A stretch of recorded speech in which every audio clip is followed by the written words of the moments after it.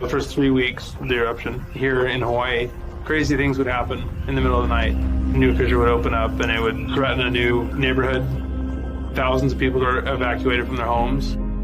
I started the Hawaii Tracker Facebook group to help people understand what's going on and get their questions answered. Hey, how's it going? We're live. This is Fissure 20. We had hundreds of people all throughout the neighborhoods sending in videos, articles, and images. We spend a lot of time making sure the accurate information gets out. This is live. There's still lava moving. They weren't just sharing a story, they were helping their neighbor. If a family was being evacuated, my group would just jump in and help out. It was huge. They were watching out for each other. Hello, everybody. Thank you for coming. Thank you for the support from everybody. As we go through this, we're growing closer together as a community. When tragedies like this strike, you really realize how much you need each other.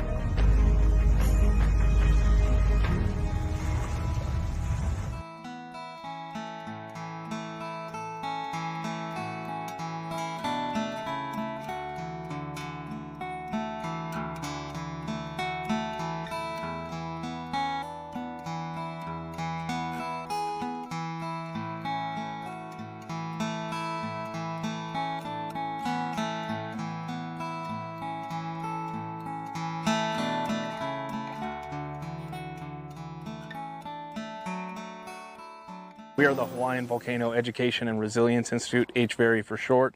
A lot of people know us from the 2018 eruption of Kīlauea in the Lower East Rift Zone.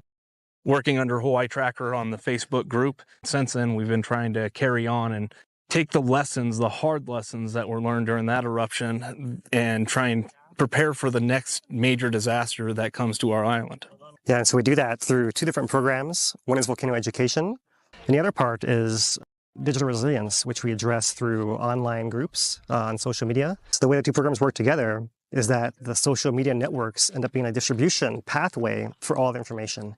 And having that network in place means we can provide more than just volcano education, but any other preparedness information as well. What we were working for really came about in the Mauna Loa eruption in 2022. Within hours of that eruption starting, we had the mayor, Mitch Roth, we had USGS HVO Ken Hahn on the stream trying to help flush out a little bit of the ongoing because it's so new. It's completely different from our previous major eruption, which was 2018.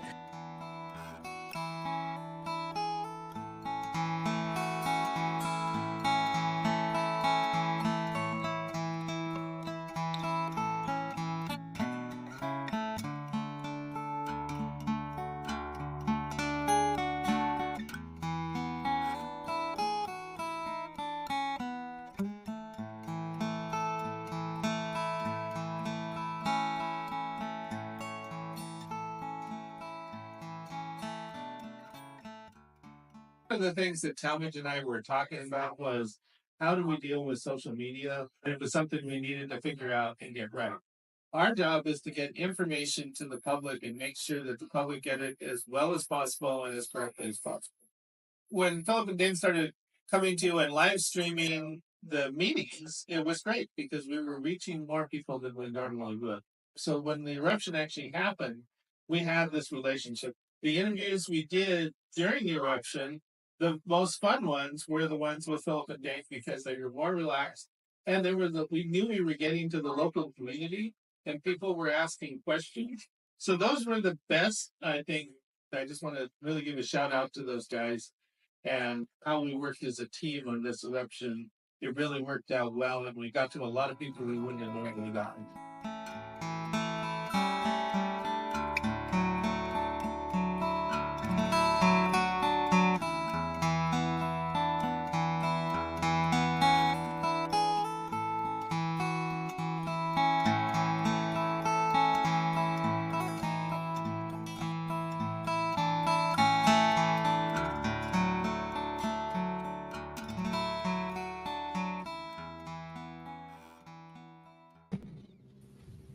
Aloha, everyone.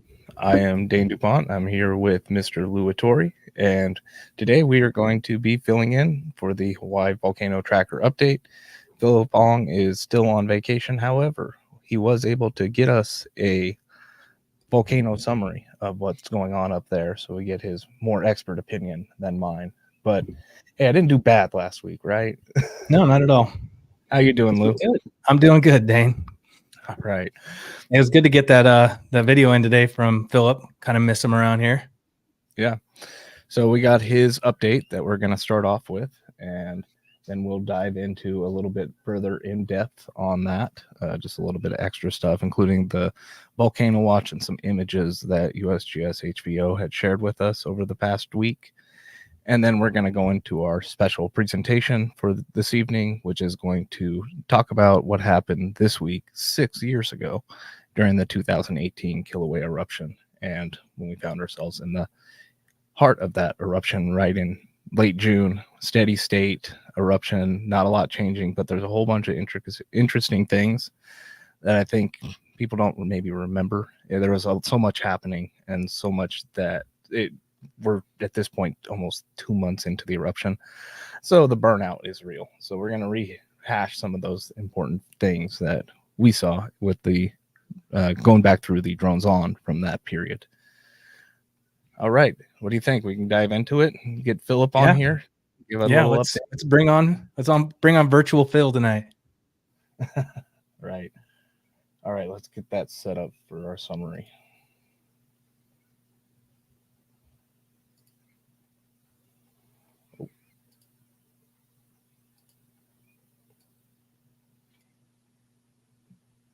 Hello, everyone. This is our Hawaiian Volcano summary on June 27, 2024. In the 3.5 weeks since Kilauea's brief southwest rift eruption on June 3rd, the volcano has quickly resumed refilling with magma underground. Satellite radar images and GPS data suggest roughly 4 inches or 10 centimeters of uplift centered over the South Caldera and Upper Southwest Rift, roughly less than a mile southwest of Halemaʻumaʻu. Nearby ground tilt has been consistently increasing since the eruption.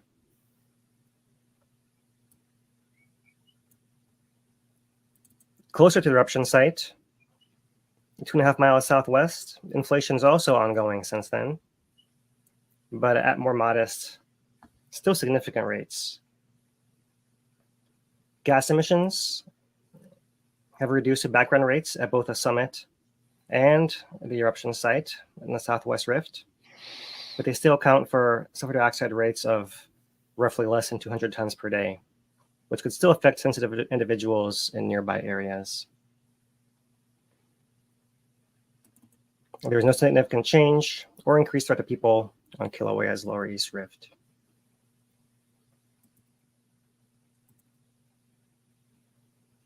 Daily earthquake rates also resumed fairly quickly to a state of moderately elevated unrest following the eruption on June 3rd. And consistent with the previous pattern, are absent near the eruption site, but do include the Upper East Rift connector. This area in a nearby Kauai fault zone seemed to activate in response to pressure at the summit, has been evident prior to Kilauea's most recent eruptions. This suggests the volcano is already building to another event, whether it be an intrusion, eruption, or ground motion to accommodate the still ongoing healthy supply of magma into the network of underground reservoirs. According to the USGS Hawaiian Volcano Observatory, increases in seismicity and/or deformation could result in a new eruptive episode within or near the summit region. However, changes in the character and location of unrest can occur quickly, as can a potential for eruption, but there are no signs of an imminent eruption at this time. Mauna Loa volcano remains relatively quiet, continuing to recharge in a normal pattern with relatively few earthquakes and sustained slow inflation following its 2022 eruption. Minor flank movement on Mauna Loa has been occasionally evident in response to events on Kilauea, but with no significant long-term effect. And that's our Hawaiian Volcano summary for this week. Right. Thank you there, Philip. And I think we can go into our normal presentation at this point. And here we just got a summit view up of Kilauea. Let's get it live again. So we got a little bit of emissions coming out of there. We see all that gypsum and sulfur buildup inside the caldera there. But let's go ahead and talk a little bit about, expand on what Phil was talking about there. Oops. All right, so really the story right now is still in the tilt. We showed this last week, the ground tilt up at the summit of Kīlauea. And here we see with the build up to the, right at the beginning of this at around what, 6-1, 6-2, 6-3, we have the eruption. So you can see that that deflationary event, but then it picked right back up, and around 6:16 in that area to 6:19 we see it to start to escalate, the rate in which it's tilting, picking up. We see these cycles. I was trying to look a little bit into these cycles, but they're hard to figure out what's happening with these. It could be some kind of form of gas pistoning. It could be some diurnal cycle, but we've seen diurnal cycles before. Just the heating of the ground from the sun causes a little bit of change. But we're looking at here,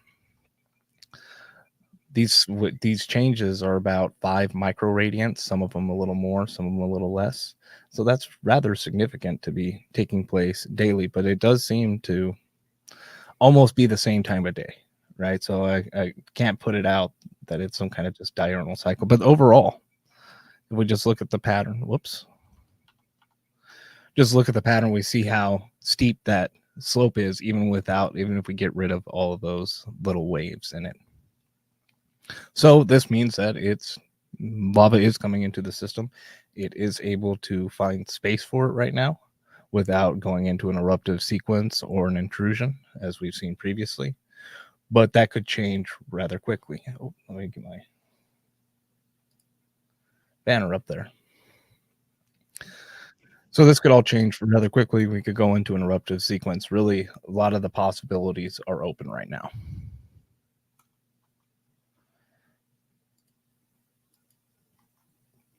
And this is just the same tilt on a 1 week cycle.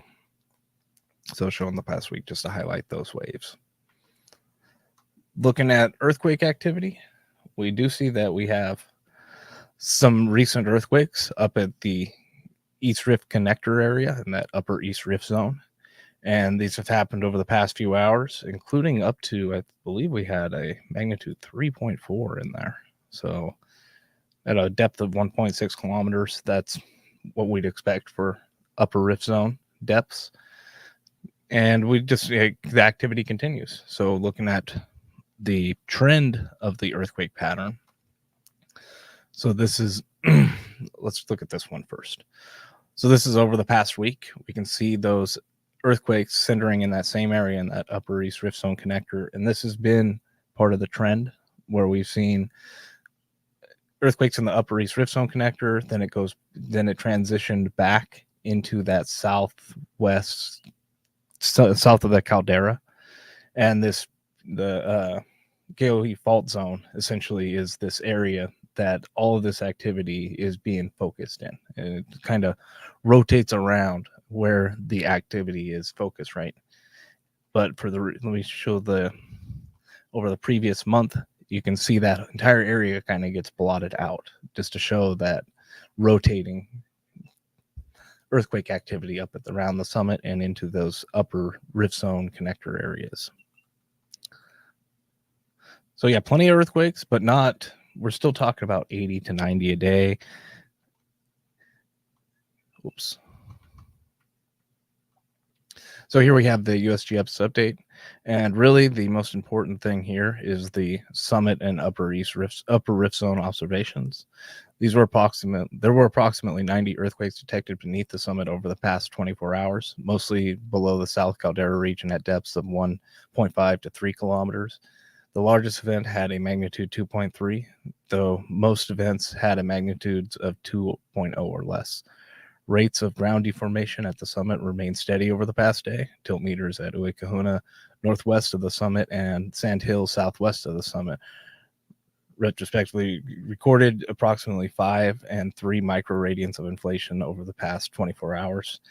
The most recent measurement of SO2 emission rates was approximately 50 tons per day in June 10th, according to Accordingly, total SO2 emissions from the summit and recent eruption site are likely less than 200 tons per day. So that hasn't changed really, but the eruption or the earthquake locations, see, they're highlighting the earthquake still over on the southwest rift side, right? And now we're back over onto the east rift zone connector where we're looking at the most recent earthquake. So it bounces back and forth.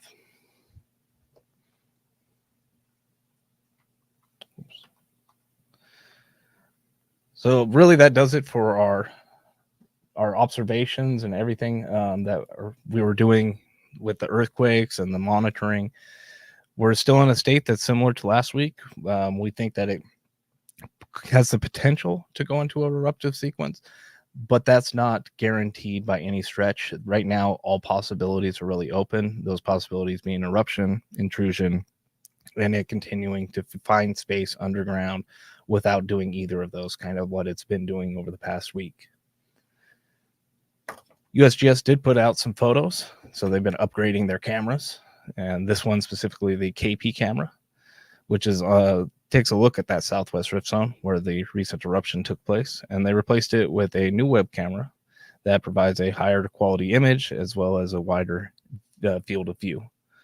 So these are still the types of webcams that take images every 10 minutes, and you can go see those images, but yeah, they take images more frequently, but with public access, all we get to do is see them once every 10 minutes. But it's great to have once an eruption happens. We time lapse those images and we use those. They've been some of the only observations we've had of certain instances of eruptions, especially in the beginning. So let's take a look at some of the stuff that they were working on up there. So they have a solar panel set up, as well as the camera set up on a pole, which put into the ground.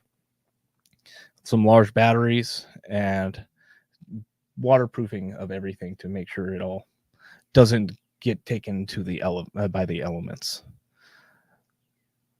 So here we have an HVO geologist attaching the KP camera with one of those Milwaukee drills. I was looking at this, Lou, and I was like, I don't know exactly what he's doing, but that does not look fun. Just with how the drill is facing and some kind of bending. I'm like, I don't know what's happening here, but Right towards his arm. Yeah, right. Mm-hmm. That's not the way you use that tool, so he has to have some kind of No. flexor on that or something. But it's just kind of funny, them trying to get this thing up there. But they did do it, and they were able to establish the connection and check that it had enough bandwidth to be able to send the images out to be received by the server. And then they made some final adjustments to the mast. It's only a few meters high. Hey, Dane, you know what they don't show in there? They don't show how they put that pole into the ground. Oh, I bet it's concrete and a hammer of some kind. I mean, that's solid rock right there. That's solid lava that they're going through. And we know what it's like here to jackhammer. I don't see any jackhammers laying on the ground.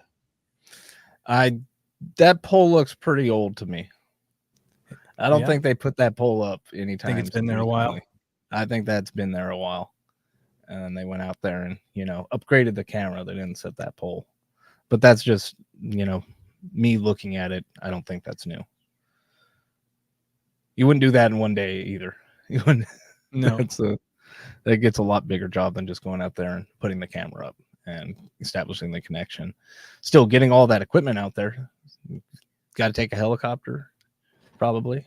Maybe. I don't know if they're not trek out to some of these spots. Yeah.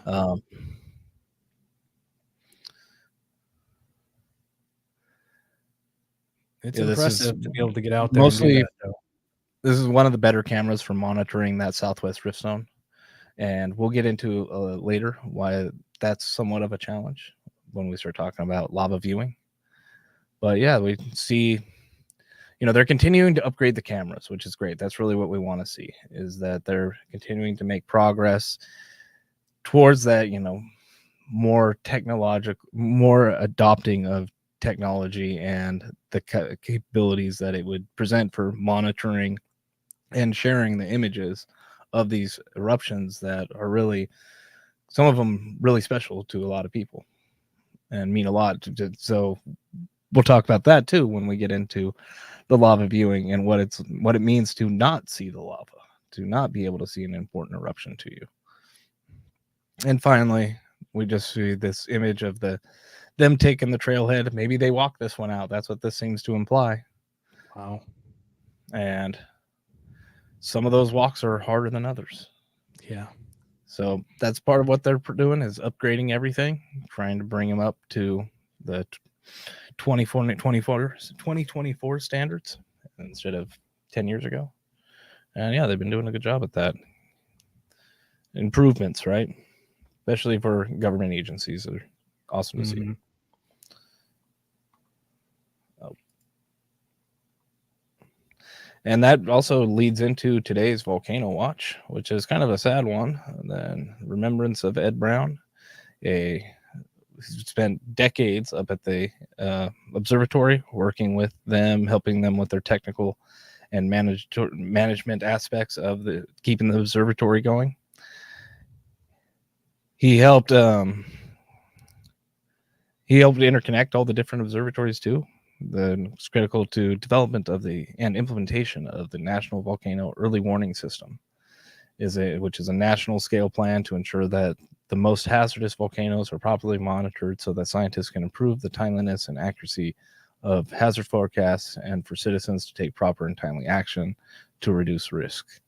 So which ones are the most deadly or most dangerous, most hazardous, and then figuring out accordingly where to allocate resources. And yeah, unfortunately, Ed passed away, and this week's Volcano Watch is dedicated to him and his work and his colleagues and everybody that was impacted by the silent work that he did behind the scenes, including helping HVO, being the lead when HVO had to shut down during the 2018 eruption and were evicted by Pele out of the observatories that they've called home for so many years. They had to go find somewhere else to go, and Ed helped set them up with the Ironworks building in Hilo, which they are still located at until their new facility is completed up on the slopes above UH Hilo. So yeah, remembrance of Ed Brown, this week's Volcano Watch. And I think that gets us rather quickly to the part where Lou jumps in. Yeah. I see here, is that where you're sitting there? I'm going to drop up in here and talk a little bit about into our community corner. There we go. And there we go. And we can see this is the cam out of Volcano House. And the reason I'm putting that up there is not because we love to see what's going on inside the caldera. Danny didn't show any live shots in the caldera. So here's our shot down from Volcano House. We have a lot going on in the park right now with deconstruction and preparing for construction. And let's see here. That didn't go over to my next screen. Uh-oh.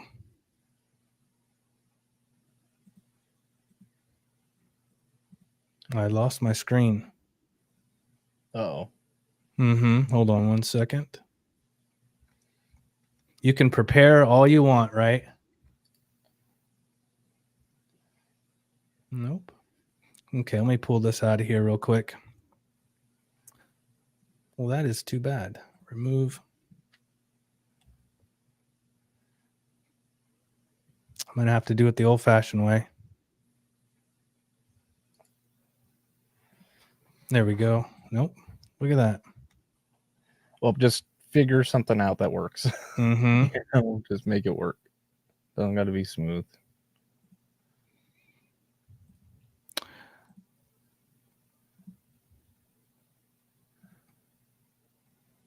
There we go. So up here at Hawaiian Volcanoes National Park, the construction closures and delays. Expect area closures and delays at Hawaii Volcanoes National Park. This release came out. I'm going to have another clip here in a second here to show you. It's everything that's going on is going to take some time. Away Kuna, the partial closure of the parking area, the bus stalls, the bathrooms. The big one is Volcano Visitor Center when you pull into the park. That is going to be closed down somewhere around September. That's everything. That's the bathrooms. That's the walk into the gift store. Everything's going to be moved up for a temporary location up at the KMC, the Kīlauea military camp up there. So if you're going into the park and you don't know where to go, just keep driving and eventually you'll run into KMC. I'm sure there are going to be signs everywhere for you up there. It is right here. So you can see on my map here. So here's Volcano House. If you thought parking was bad before. Yeah, right. But there are some perks. There are some new perks. So here's Volcano House. If you come up the road here, here's KMC up in this area here. If you can see my cursor moving around, it's not real bright. There is food. There is bowling. There is limited parking. But at least it's a short walk out to the caldera from there. Full arcade, nice.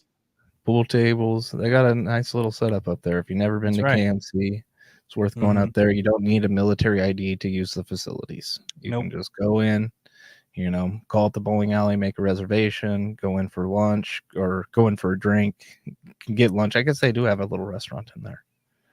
They do. The bowling alley. So yeah, it'll get more action up there. It'll be more focused at KMC everything, at least for a limited time until they get everything going.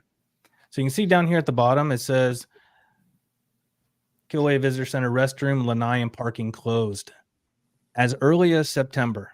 So that could be September 1st. It could be September 30th. We don't really know. We don't really know. Which is also going to lead into impacting the After Dark in the Park presentations, which is still yet to be exactly decided on how that all proceeds. Yeah. So let me see if I got this one here. I got one more here for us here. There we go. So After Dark in the Park is still going to be running through that time. There's one coming up here. Let's see, that's our closures there. Let's go into our calendar and go down here. And it is not June. It's going to be in July. It's July 9th is the next one I think that we'll be attending and trying to live stream. You know how it is for us up there. It's now the Art of Oceanic Canoe Building. That's going to be on July 9th. So once I get up there and we can live stream this, get a little bit of on the ground information, find out where things are going, what their progress is. We know the front gate is ripped apart and there's one lane traffic going in there. But when we get up here to film this, we'll get a little bit more information. Yeah. And I think I have one more thing on here for alerts. Yep, the Red Hill Cabin. I've been getting some emails and some messages from a few of you asking me about the Red Hill Cabin. It is still open, but just past there, that's where the Mauna Loa eruption from 2022 happened. Those trails are still not put back together, so they're still not allowing access going across that way. You can access the Summit Cabin, I believe, via a different direction, but you need to go to the backcountry office to get a permit in order to do that. So go to the park and go to the backcountry office and get a permit. They'll give you all the answers.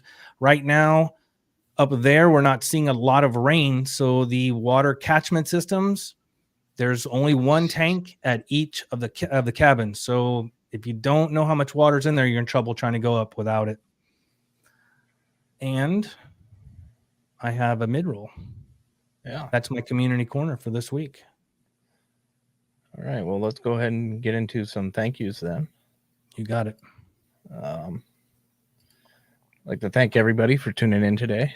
You know, and not a lot happening on the volcano. It's times like this, though, that really give you the knowledge to know what to do when it does erupt again and where it's most likely to erupt. And we don't know exactly when, but we can kind of create the window of possibility where it's more likely to erupt within that, where we kind of are now.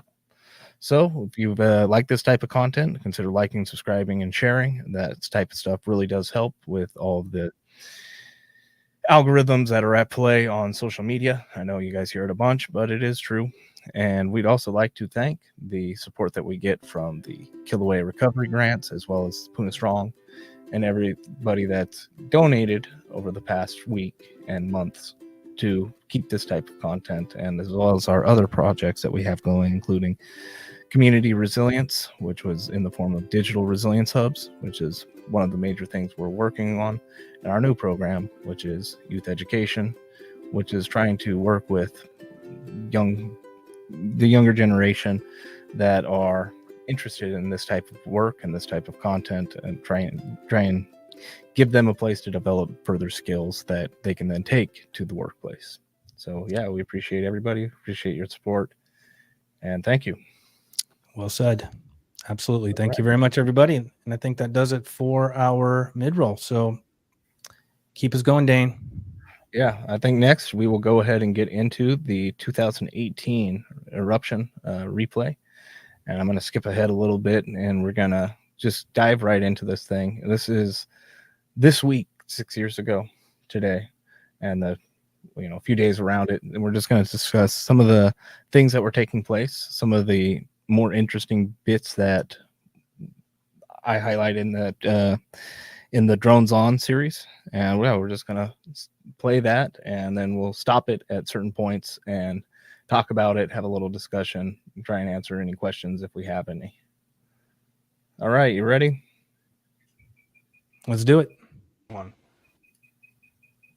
This is June 22nd through the 29th of the 2018 Kīlauea eruption. Let's get into it. We begin June 22nd back up at Fissure 8. The eruption at Fissure 8 is mostly unchanged. There's starting to be a little bit of some characteristics emerging that were first pointed out by USGS, but then we start to track as well, and those involve the collapses and the surges and pulses that are seen at Fissure 8. We'll go into that a little bit more in a minute, but first I want to just talk about some of the lava looky-loos that are going around Leilani Estates and other parts of the subdivisions that have been impacted. One of the things that's happening is that these people are sneaking past the barricades at night or even during the day in order to get the view of Fissure 8 and get that first-hand experience. But by doing so, they're trespassing and entering into people's properties, even converting houses that are on the perimeter of the eruption site into party houses where people will rage it all night. So there won't be necessarily theft, but there's unintentional vandalism almost, and that's just something that ends up happening. Here we get a top-down look. Let's talk about that a little bit, huh? Sorry for the dog, everybody. He's been like that all day. So let's talk about that a little bit, and to talk about that, we need to really look at the map. So here we have the map laid out of looking at Leilani Estates, and we have the 2018 eruption superimposed here, as well as the lava zone 1, the rift zone coming through, which Leilani Estates sits in the middle of. So what these houses that I was discussing there, they're along the perimeter of the lava flow, and they could be there for a week and then maybe taken out the next week, but they were being taken advantage of, so to speak. But the reason why that kind of all happens is that in 2018 especially, there was nowhere to view the lava. To the contrary, that taking photos of the lava and even stopping to look at it wasn't just frowned upon, but could get you citations, right? You could be cited even if you were a resident and you were evacuating your stuff and you just decided to take a detour to go see what the lava was doing. That would be enough potentially. So there not being a place where people could go that was legitimate to view the lava really did make an impact. And there was some places that had potential, and there was discussion about these places being potentially used.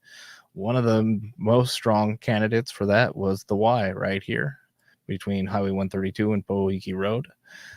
This got to the point where they had grubbed some of the land to get rid of some of the small brush that was around there, had porta potties down, had the orange plastic fencing that you see at construction sites laid out as a gate or a fence along the perimeter.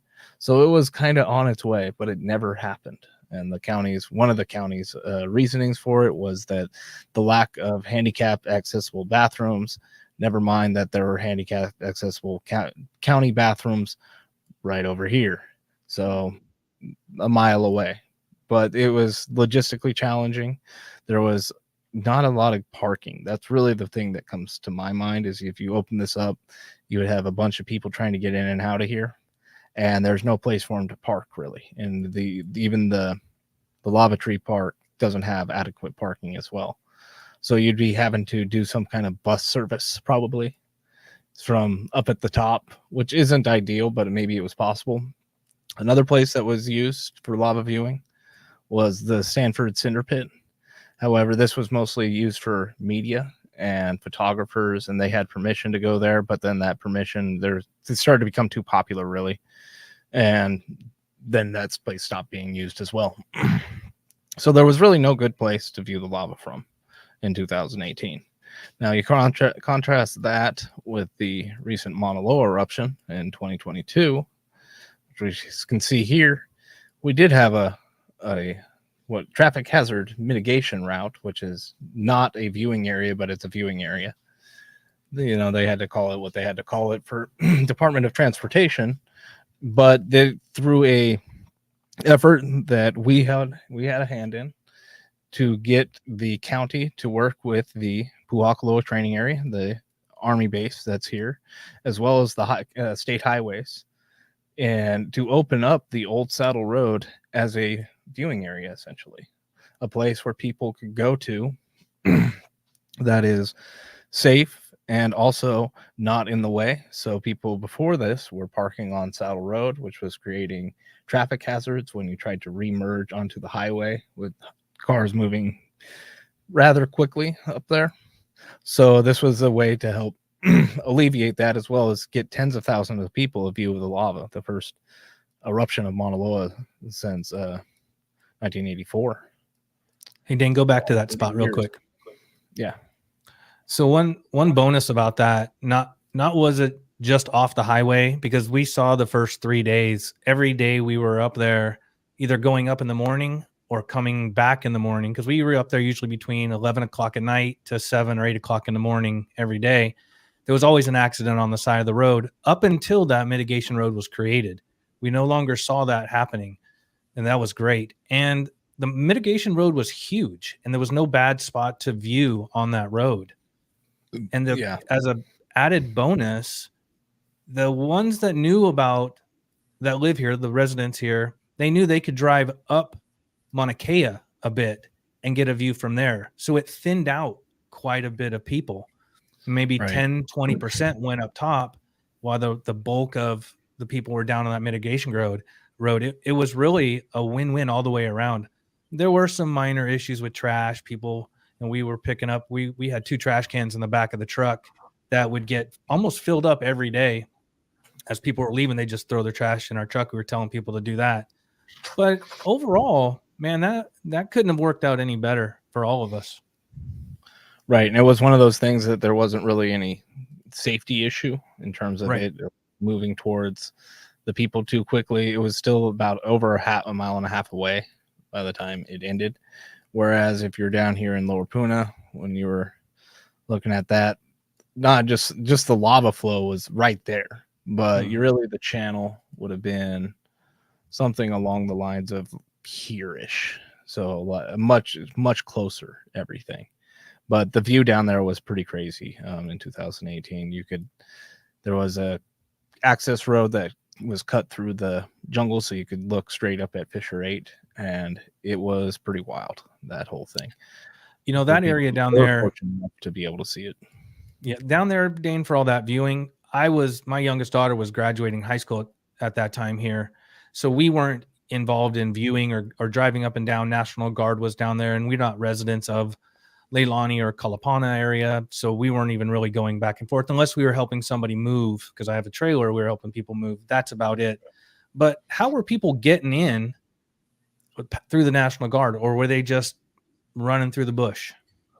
So there was a junk road. It's not going to show on here, but there was somebody had beaten down a bush trail that came up from Opi'ikau, up into there.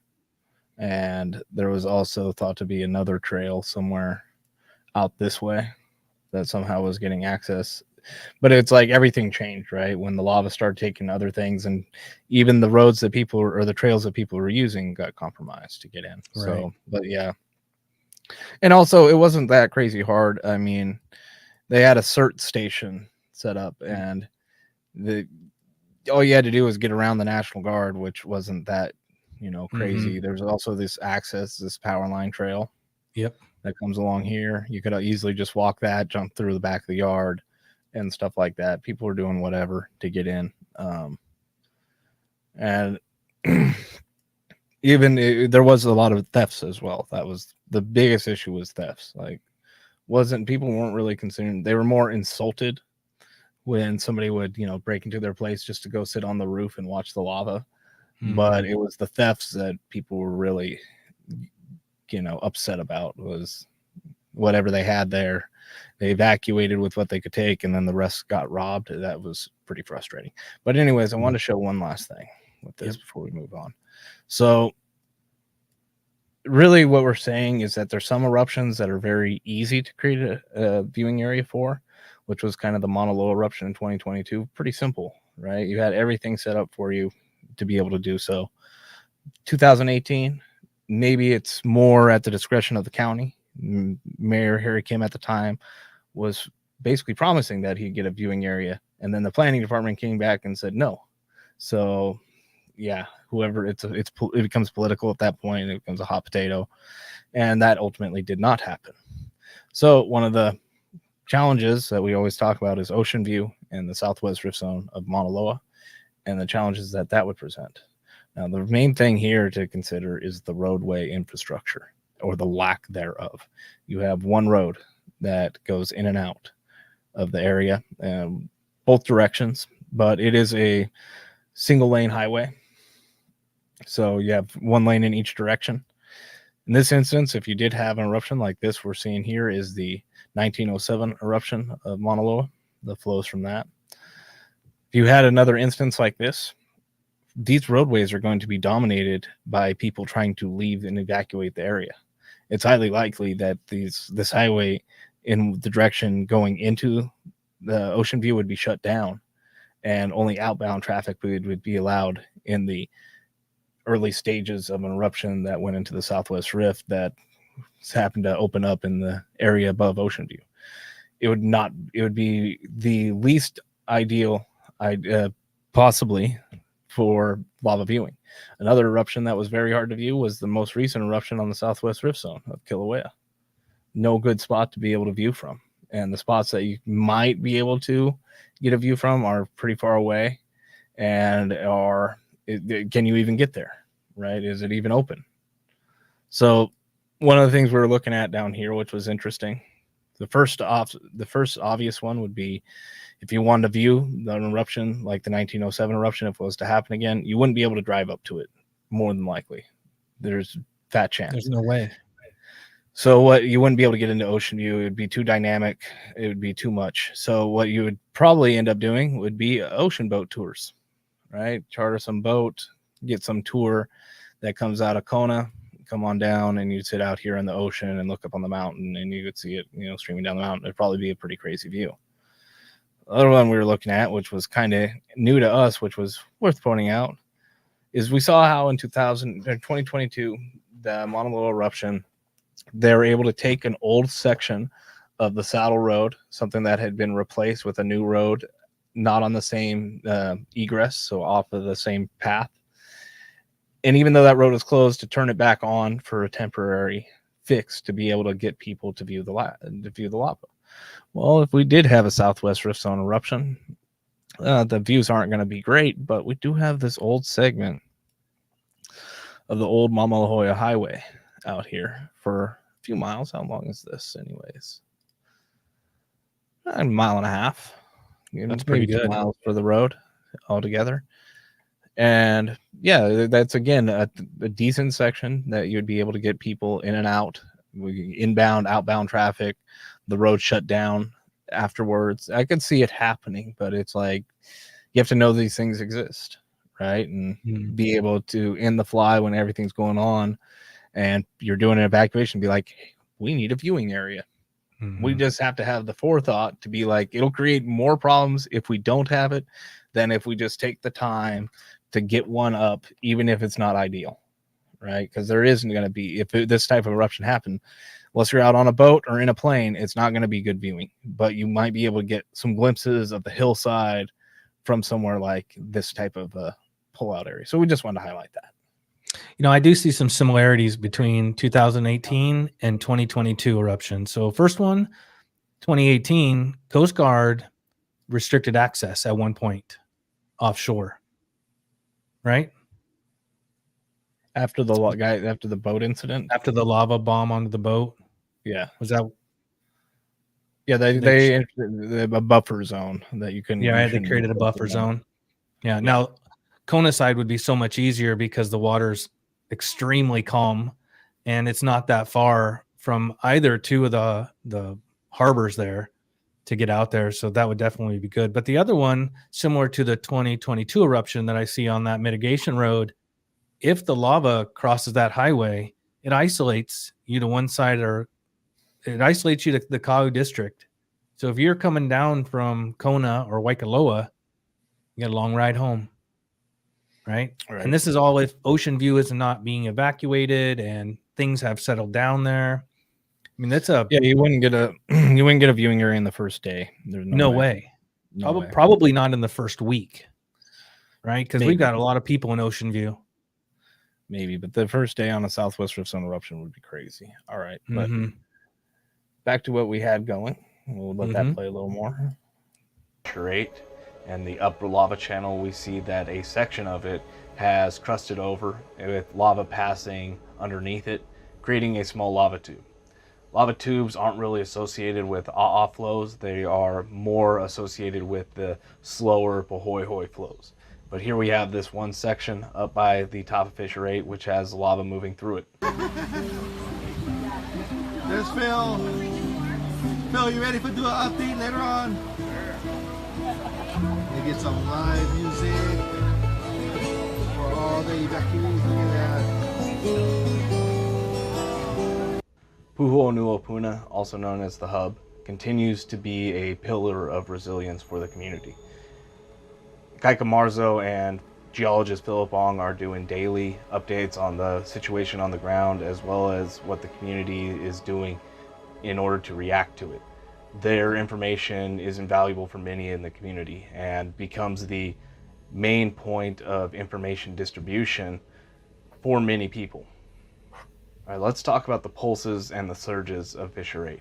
I teased them a little bit earlier, but let's go a little bit in depth on these things. First, the pulses. The pulses are the short-term fluctuations in volume at Fissure 8. They'd last for 5 to 10 minutes, and they'd be these uptick in influx in the volume coming out of the fissure, which would correspond to the amount of lava moving through the channel. These wouldn't really change the volcanic hazard in any way, but they were noticeable inside the channel itself. Second is the surges. While the pulses happened multiple times a day, the surges happened only once a day in correlation with the collapse event at the summit. So the summit would go through a sudden collapse, a magnitude 5.3 earthquake would be recorded, and then an hour to an hour and a half later, we would see a surge of lava arrive at Fissure 8. And this was a very noticeable uptick in volume, so much so that the lava channel would overflow.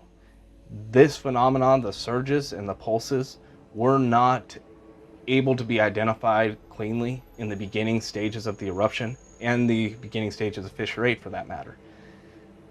These emerge in late June, and we start to see them become more and more noticeable with each collapse event. All right, so a little bit more commentary on that.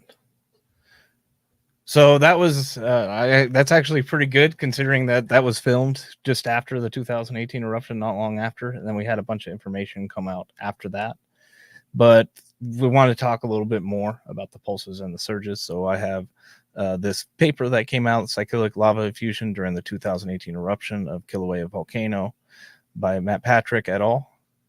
And in this, they break it down the same way, really.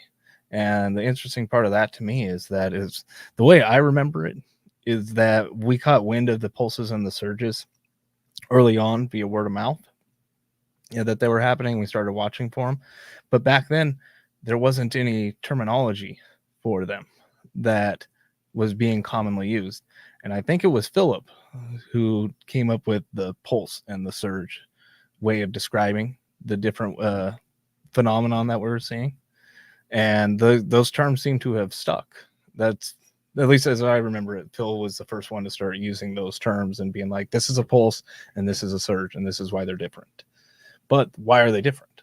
Well, here from the paper, I'll read a little section from it. We conclude that the two types of eruption rate cycles were controlled by two distinct processes. Short-term pulses were driven by changes in outgassing efficiency of the lava at shallow depths. Long-term surges in eruption rate were driven by pressure transients induced by the summit collapse and transmitted through the magma conduit over a distance of 40 kilometers. The pressure-driven surges in the eruption rate demonstrate that the episodic rhythm of summit caldera collapse sequences may have imparted on the accompanying flank eruption. So the summit would go collapse, and then almost immediately through their systems, through their monitoring, they'd see this pressure wave go down the rift zone all the way to the eruptive vents in Leilani Estates. On the ground, without all that fancy equipment, we would see it arrive visually about an hour after the collapse. And these collapses were on a timer. Most of them it started out around every 20 hours, got up to every 24 hours, 26, 30, and finally around 40 hours between the collapse events. But basically those were predictable, which means that the surges were predictable because they would start appearing maybe a half hour, hour and a half after the collapse at the eruptive vent itself. And you would translate into these large surges that would go over the channel walls and create actual hazards. So I have a couple of, I hit the wrong button entirely. Couple of images here. So this is showing the pulses, and you can see in the top left, that's what it normally looked like. Just a standard lava channel up at the top near Fissure 8. And then we see the trough, the low point in the pulses. So when everything was more diminished. And then we could see the peak of the pulse below that, and this lava going up onto the channel walls, trying to overflow, but not really overflowing. The pulses were more of a academic, nuance that were cool to monitor and cool to be able to track and be like, oh, it's they last 5 to 10 minutes. How frequently do they happen? But it wasn't really something people had to care about. What they had to care about, though,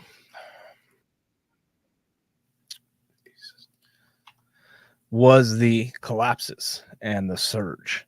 So here we see a pre-collapse in the top left and then the surge on the top right. And these could get over the channel walls.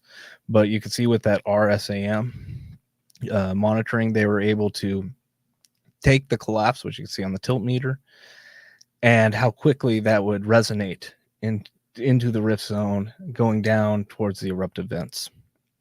So I just wanted to highlight some of the nuance of the pulses and the surges. I remember having a guy that got permission to go up onto a cinder cone in the back of Leilani Estates, climbing all through the jungle and everything.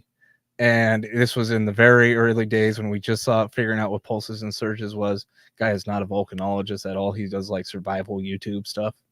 And he's out there just being like, yeah, so if you look, holding his cell phone, if you look over there, it's in the middle of a pulse. And then he explains it perfectly. He's just like, yeah, they're 5 to 10 minutes of this thing. And then we have the surges, they come down after the collapse. And it's like, guy didn't know how right he was. He was just out there just speaking on it. And it was, looking back at it, I was like, that's amazing. Just that you were so right. And you had no idea all of these, really what was happening. But you're just like, yeah, that's just what I see. And that's how I'm going to, break it down for you. It was awesome. You never know who comes out of the bush here in Puna. Right. Yeah. All right. So we'll get back to the video. What you're seeing here is aerial animal rescues of cattle that have been trapped inside of areas by the 2018 eruption. These guys went in with bulldozers in order to establish this ad hoc helicopter pad to do these airlifts out. Shout out to a huge Paradise effort Helicopters. and a successful one at that. We conclude June 24th with a look at the thermal map produced by USGS. Thermal map shows that the lava ocean entry is still moving to the south and is working its way closer to Ahalanui Warm Pond and Kūlauea Charter School. We pick up on June 25th, back down at the ocean entry. The lava delta that has been established over the course of the eruption so far is over 2 miles wide. The active section that is still feeding lava into the ocean is over a half-mile wide itself. We see out in the ocean, though, that there's a discoloration, this seemingly barrier where the color of the ocean changes.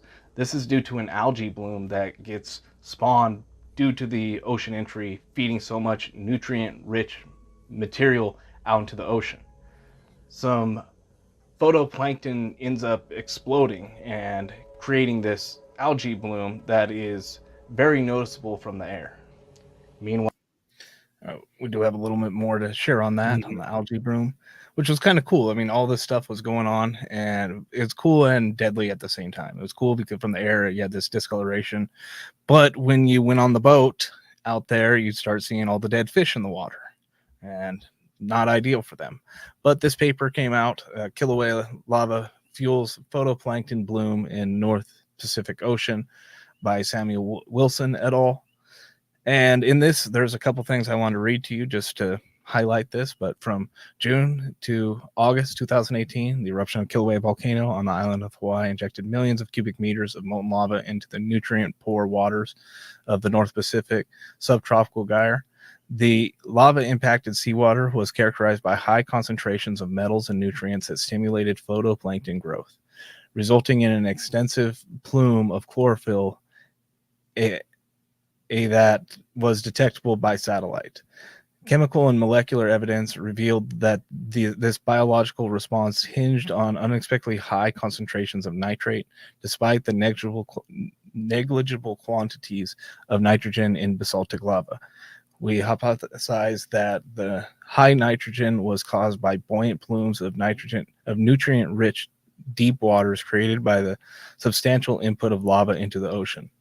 This large-scale ocean fertilization was therefore a unique perturbation event that revealed how marine ecosystems respond to exogenous inputs of nutrients.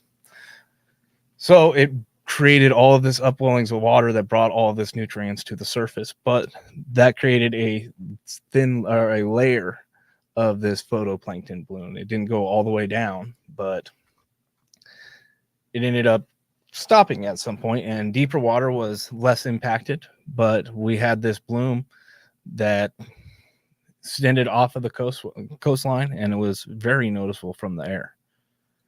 Just wanted to show the graphic of that, but this timeline was pretty cool, right? So the timeline of advancement, May 3rd, we have the eruption start. May 29th, we have the focus of Fissure 8. The lava flows from Fissure 8 start to make the way to the ocean. June 3rd, we have ocean entry in Kapoho. The 6th, the first observation of the chlorophyll plume is made.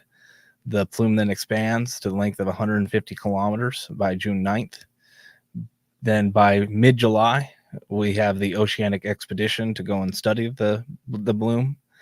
And then by August 9th, the lava stops entering the ocean. At least in that area, I don't know about that.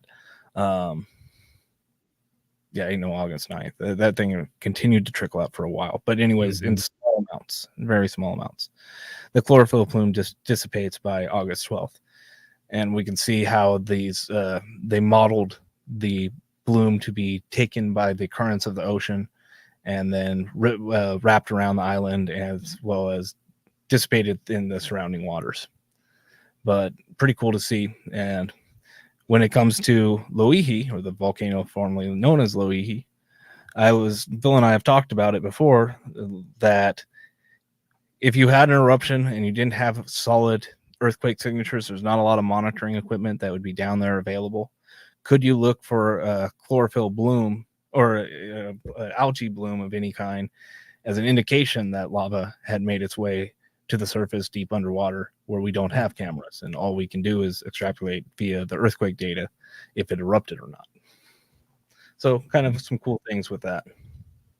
And I think we can get back into the video. You got any things on that, Lou? Yeah, there's a couple, that I didn't know about all of that so extensively. I've seen the algae blooms over in Kona quite a bit, and I've been on the boat down that whole area after the eruption, and I talked to people mainland a few times about what's happened down there, and a lot of people ask me, I think it was about because of that, how the fishing was because of the eruption and then the algae bloom. And all the trips I took all the way down there to the lighthouse to fish and around to Kalapana the years after this eruption, the fishing just got better and better and better down there. And I don't think it had anything to do so much with that bloom. I think it had to do with we don't have a boat ramp at Koiki anymore, so there's less fishing going out. Yeah, and there's not a lot of fishing happening out there anymore compared to what it was before. No, I mean, at 8 knots, it's a few hours to get down there just to fish. Yeah. I mean, we're fishing the entire way, but and then you're there and then the fishermen, in order to make it worth it, they're having to go out there and stay out there for 3 days, 4 days, as opposed to what it was before, where you just go out, come in the morning, call it good, go out the next night, come in the next morning. Now it's just go out and stay out and just live out in the ocean. The last one we did out there was 16 hours. And just, if you don't know the east waters here out of Hilo and around to Kalapana, it's not like fishing a lake. It's rough. No, I mean, it's 4 6-foot rollers, and that's a normal day for us. And on a 22, 25-foot boat, man, I hope you packed your Dramamine if you're not used to it. Right. All right, let's get back to the video. Roll it. Back of the Kīlauea caldera, the daily summit collapse events are ongoing, and the magnitude 5.3 earthquake that is associated with it rocks the residents of Volcano Village.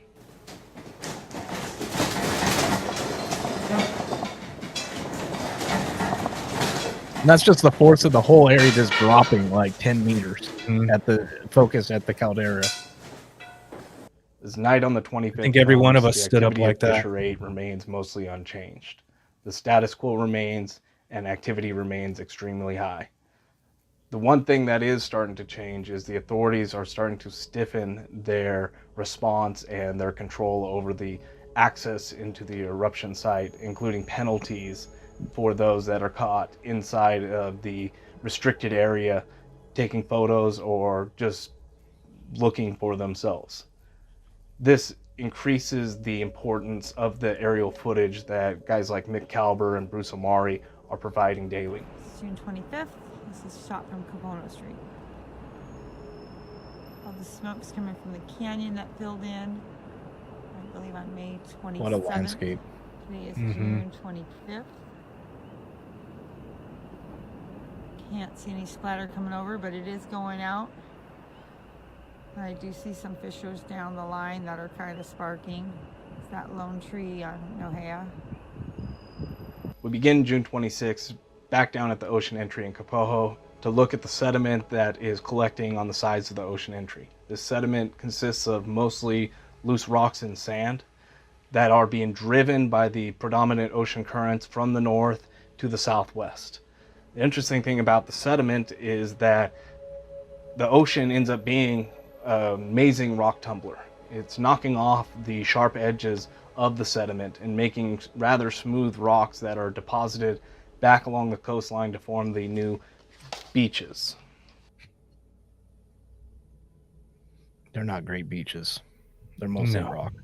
This thermal map from June 26, produced by the USGS, shows the ocean entry continuing to work to the south and this over half-mile wide ocean entry point running along the coastline.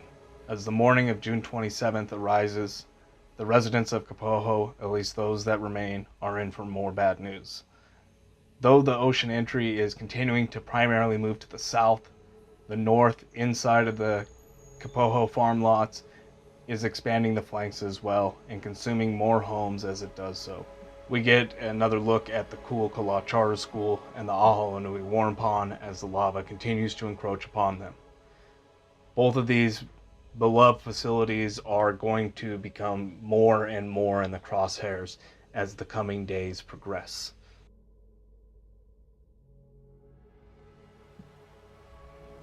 Here we get a first-hand, up-close view of one of these lava rafts making its way down the lava channel. This large rock that's being pushed by the lava down the channel is a section of the channel wall that has broken off. It is still exceedingly hot and molten, as you can see when it starts to break apart. And it's going to be moved all the way down the lava channel until it either finds a place to stall or makes it all the way to the ocean entry itself. We conclude June 27th with a look at the thermal map produced by the USGS, which shows the ocean entry continuing to work its way to the south, but also this new breakout that happened in the Kapoho farm lots on the north side of the ocean entry. We also have activity at Fissure 22. It's not producing a flow, but it is active. The night of the 27th is rather stressful for those that are paying close attention to Kapoho. This breakout in the northern part of the lava delta the previous day had already taken at least one home and threatened several others. We really don't know overnight what the status of these homes are and if they will still be standing come morning. In the morning overflight from Bruce Omari and Mick Calver, we see that many of them are still standing, including the one blue home in the beach lots standing strong.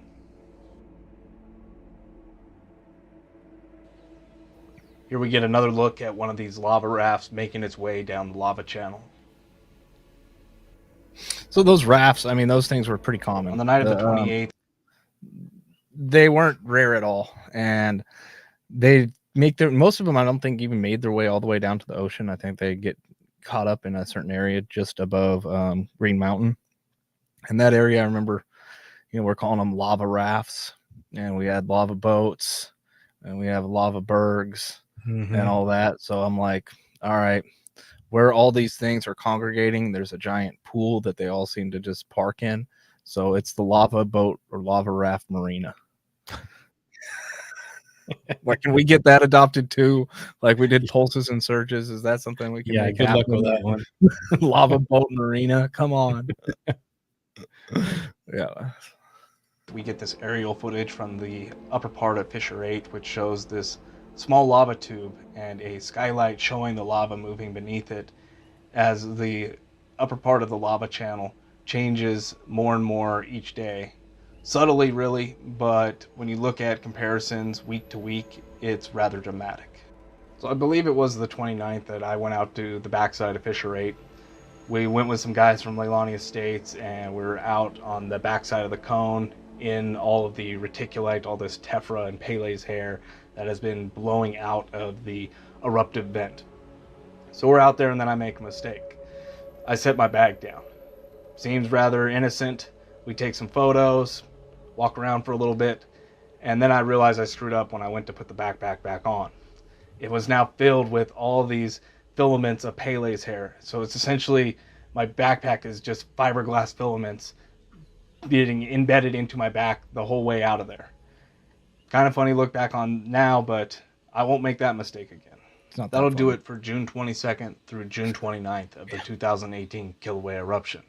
This episode, we looked at some of the algae bloom. Yep. So yeah, that was that, and that was this week 6 years ago. I tell you though, that backpack thing, like nobody even said anything, and just set it down real quick, grab something out of it. So I bring my hands up and go to put it back on. I'm like, well, this thing's now ruined. That's a hard lesson to learn there. Yeah. Won't do that one again. No way. But I'm gonna tell people, don't put your stuff on the ground. No. It'll ruin it. But yeah, I think that does it for us this week. It's rather somewhat of a short broadcast for us, just over an hour. And if we want to go ahead and wrap it up. Yeah. I don't have any questions. The questions got answered during the video about the breakouts right there at the end. That was it. There's a question for you, though, Dane. Oh, go ahead. I have a question for you. Is the East Rift Zone empty from the 2018 eruption? I know the answer, but I'll let you take it because You got this. It's got magma from 2018 stored in it. It's got magma back going hundreds of years, probably still molten underground, all in these little pockets and deposits and things that are in there. So when the next eruption happens, it'll probably pick up, like we saw in 2018. It picked up the beginning. It picked up lava from 1955 and maybe 1924 as well.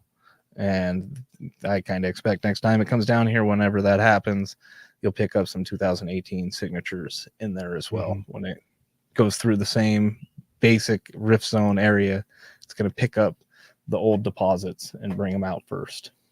One thing I wanted to talk about, though, was the hazards associated with the surges, because with the obvious hazard is like it surges and then it runs up on the side. But the opposite side of that's really actually where it got crazy, was that at the end of the surge, just before the collapse, the thing was basically near the end of the eruption shutting off. The like fissure 8 was basically shutting off. And that was creating issues where the lava channel would start to crust over and crumble and do all these things that would compromise it. And the very last surge, I remember going into it, or coming out of it, and seeing the lava channel state for about 40 hours after the last surge. And I said, the entire channel is compromised. If any more lava comes out of this thing, we are going to be in for it, because it's going to hop this channel wall in multiple spots, and we're going to have new lava flows going through different parts and neighborhoods that had yet to been inundated. We would be doing the worst parts of the eruption all over again, except that last surge never came. I remember I've hiked down there and looked at those parts of the channel, and they are just traffic jam, log jam. It's amazing how much higher that traffic jam. So you have the walls of the channel right on both sides, and then you have the channel in between. And then that was before the traffic jam. After the traffic jam, it was just a hump in the middle. It had piled up twice as high as the channel walls in some spots. It's a giant blockade for the next surge of lava to come through, and it would just hop the walls and go somewhere. And wherever that was, it wasn't going to be good. So that was the last little bit of the surges, is how we got lucky on the last one. If there was just one more, if it was just like, we'll do one to end it, that would have been really bad. More houses lost, all the emergency stuff going again, because it's in spots that it hadn't gotten. But yeah, I think that does it for us this week. We appreciate everybody that tuned in. We do not have Phil. We have Lou stepping in today, and will be joining us again next week. And we'll have something set up for you then. We plan to go live at our standard time. Oh, no, we don't next week. Next week, we are going live on Wednesday, because it's 4th of July. Oh, that's right. Wow, that came up on us quick, didn't it? Yeah, it did. I just as soon as I said that, I'm like, no, it's not. It's not next Thursday.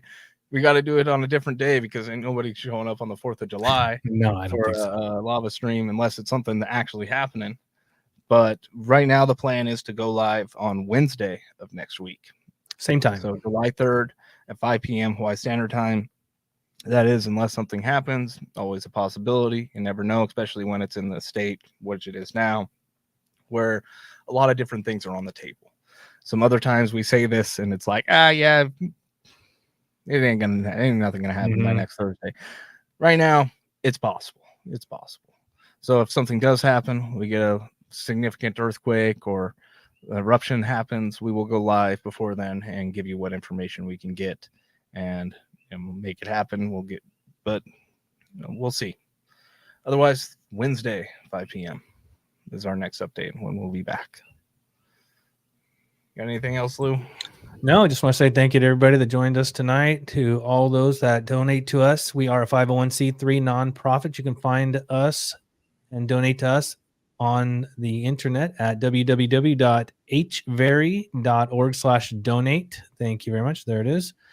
Check us out there. We do have a lot of information on disaster preparedness and resilience, our volcano education on our website. So even if you don't want to go over there and donate, go check out our webpage.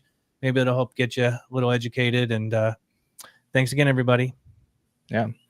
All right. I think that does it. He is Mr. Luatori. I am Dane DuPont. This has been your Hawaii Tracker Summary, and we'll be back next Wednesday. Aloha, everyone.